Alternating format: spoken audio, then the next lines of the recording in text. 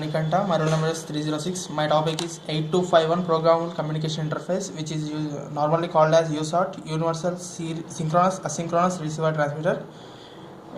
It is a 28-pin dual inline package chip, and it has three sections: read-write control logic and transmitter section and modem control. First of all, we are going for the read-write control logic. In this we have, it is used for interface to the 825 interface between the 8251 and the CPU. It determines the 8251 according to the control written into its control register and monitors the data flow. It's having three registers. One is control register, status register, and finally data buffer. It is having the input pins as reset, clock, and CD bar. CD bar is known as the control register or data buffer register. When CD bar is high, it selects the control register. When CD bar is low, it selects the data buffer. It is having one chip select line also, and it is having read and write lines. Data bus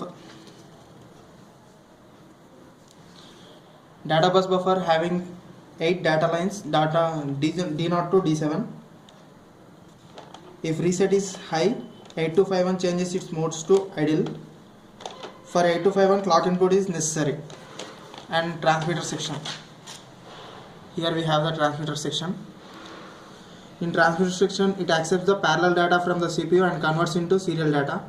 It has a double buffered section. It has a buffer register, holds 8-bit parallel data, and output register, and one more output register. It converts the parallel data into serial data. If buffer register is empty, then the pin TX RDY, this is transmitter ready, is set to high. If the output register is empty, then TX empty, transmitter empty, is set to high.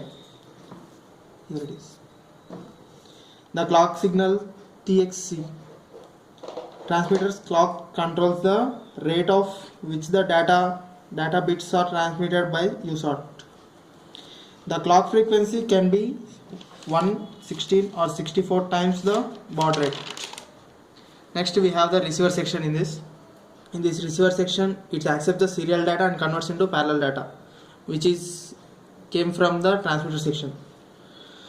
It is also a double buffered. One input register to receive serial data and converts into parallel. Another register holds the previously converted data. Normally, receiver data pin is high when it goes